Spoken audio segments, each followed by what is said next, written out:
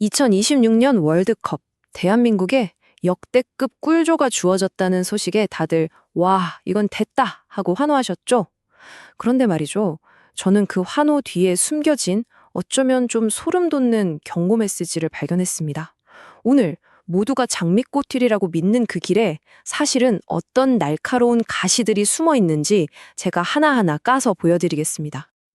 자, 그래서 진짜 궁금한 건 이거죠. 이번 조 편성, 정말 우리한테 주어진 선물일까요? 아니면 아주 교묘하게 포장된 위험일까요? 팬들의 기대와 전문가들의 경고, 그 사이에서 우리가 혹시 놓치고 있는 진실은 없는지 지금부터 같이 한번 파헤쳐 보시죠. 본격적으로 조 추첨을 분석하기 전에 이 모든 일이 벌어졌던 현장에 좀 기묘했던 분위기부터 짚고 넘어가야 할 것 같아요. 이게 그냥 축구 축제라고 하기에는 너무 정치적이었고 때로는 좀 황당한 장면들도 있었거든요. 대체 무슨 일이 있었던 걸까요? 한쪽에서는 손흥민 선수의 토트넘 고별식이 계획된다, 이런 훈훈한 소식이 들려오는데 정작 조 추첨식 현장에서는 도널드 트럼프 전 대통령이 갑자기 등장해서 피파 평화상이라는 사실 축구랑은 좀 거리가 먼 상을 받았어요.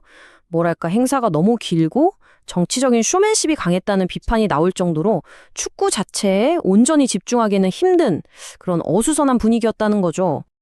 자, 이제 그런 얘기는 잠시 접어두고 드디어 우리 조가 발표되던 그 순간으로 돌아가 보죠. 일단 표면적으로 딱 봤을 때 이 결과는요. 와, 진짜 우리를 위해 준비된 선물처럼 보입니다. 모두가 꿈꾸던 그런 대진이죠. 대한민국은 개최국, 멕시코, 아프리카의 강호 남아공, 그리고 유럽 플레이오프 승자와 함께 A조에 들어갔습니다. 자, 이 조를 딱 보면 뭐가 느껴지세요? 맞아요.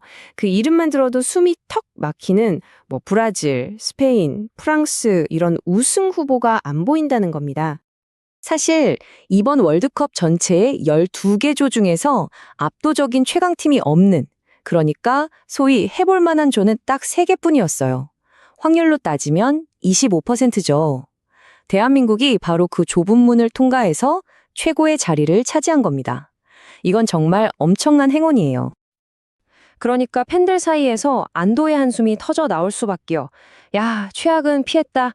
브라질, 스페인, 프랑스 다 피한 거 실화냐? 이런 반응들이었죠. 바로 이 안도감이 이번 조편성을 역대급 꼴조라고 부르게 된 가장 큰 이유입니다. 하지만 정말 그렇게 마냥 웃을 수만 있는 상황일까요? 지금부터 그 아름다운 장미 속에 교묘하게 숨겨진 아주 날카로운 가시들을 하나씩 들춰보겠습니다. 자, 여기에서 축구 전문가 박문정 해설위원의 날카로운 경고를 한번 들어봐야 합니다. 그는 이렇게 말해요. 이 조는 보기보다 훨씬 까다로울 수 있다. 왜냐고요? 압도적인 강팀이 없다는 건 역설적으로 우리를 포함한 모든 팀이 우리도 해볼 만한데? 하고 눈에 불을 켜고 달려들 거라는 뜻이니까요. 자, 우리가 마주할 첫 번째 가시, 바로 개최국 멕시코입니다. 멕시코는 단순히 축구 실력만으로 평가할 수 있는 상대가 아니에요. 우리 선수들을 정말 괴롭게 할 아주 강력한 홈 어드밴티지를 가지고 있거든요. 1570m, 대한민국이 멕시코와 경기를 치를 과달라하라 경기장의 해발 고도입니다. 이 숫자가 딱 와닿지 않으시죠? 이게 어느 정도냐면요. 이 높이, 놀랍게도 우리나라 설악산 정상하고 거의 똑같습니다. 여러분 상상이 드세요? 설악산 대청봉에서 90분 내내 전력으로 축구를 뛰는 거예요. 공기는 희박하고 공은 평소랑 다르게 날아가고 선수들 체력은 순식간에 바닥나겠죠. 정말 극한의 환경입니다. 두 번째 가시는 어쩌면 더 무서울 수 있습니다. 바로 미지의 상대, 남아프리카 공화국이에요. 이 팀의 가장 무서운 점은 우리가 그들에 대해 아는 정보가 사실상 제로에 가깝다는 겁니다. 대한민국과 남아공 A매치를 치른 경험이 단 한 번도 없습니다. 상대 핵심 선수가 누군지, 어떤 전술을 쓰는지 모든 게 베이에 쌓여 있다는 뜻이죠. 이건 말 그대로 눈 가리고 싸우는 거나 마찬가지인 엄청난 핸디캡입니다. 그리고 이런 상황, 우리에게 2014년 브라질 월드컵의 그 뼈아픈 알제리전 악몽을 떠올리게 합니다.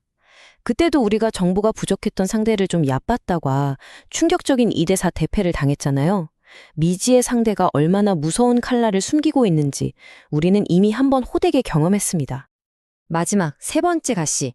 이게 어쩌면 제일 골치 아픈 존재일지도 모릅니다. 아직 그 정체조차 알 수 없는 유로 플레이오프 승자. 이 팀은 월드컵이 불과 1년여 앞으로 다가온 내년 3월에나 결정돼요. 이 상황을 한 전문가가 이렇게 표현했어요. 어떤 과목이 시험에 나올지도 모르고 수능 공부를 하는 것과 같다. 와, 진짜 비유가 기가 막히지 않나요? 덴마크가 유력하다고는 하지만 월드컵 개막 직전까지 상대가 누군지도 모른 채 막연하게 준비해야 하는 최악의 상황인 거죠. 자, 한번 정리해 볼까요? 왼쪽을 보세요. 최강팀이 없다는 이 달콤한 장미가 보이죠. 그런데 오른쪽을 보세요. 살인적인 고지대, 정체불명의 상대들이라는 이 날카로운 가시들이 보입니다. 여러분은 어느 쪽이 더 현실적으로 보이시나요? 결코 만만하게 볼 수 있는 조가 아니라는 게 분명해집니다. 그렇다면 이 기만적으로 까다로운 조 어떻게 헤쳐나가야 할까요? 이제 우리 대표팀 앞에 놓인 과제와 그 가능성을 짚어보겠습니다. 일단 우리 대표팀의 전력 자체는 역대 최고 몸값을 자랑할 만큼 화려합니다. 유럽 빅리그를 누비는 스타들이 버티고 있다는 건 분명한 강점이죠. 하지만 김민재, 황희찬 같은 핵심 선수들이 최근 소속팀에서 어려움을 겪고 있다는 점은 분명한 우려사항입니다. 물론 오히려 이런 시련이 내가 월드컵에서 보여주겠다 하는 강력한 동기부여로 작용할 수도 있겠죠. 결국 이 모든 변수를 통제하고 해법을 찾아야 할 책임은 홍명보 감독에게 주어졌습니다. 당장 해결해야 할 가장 시급한 과제, 딱 두 가지입니다. 첫째, 과학적인 방법으로 멕시코 고지대 환경에 대한 적응 해법을 찾는 것.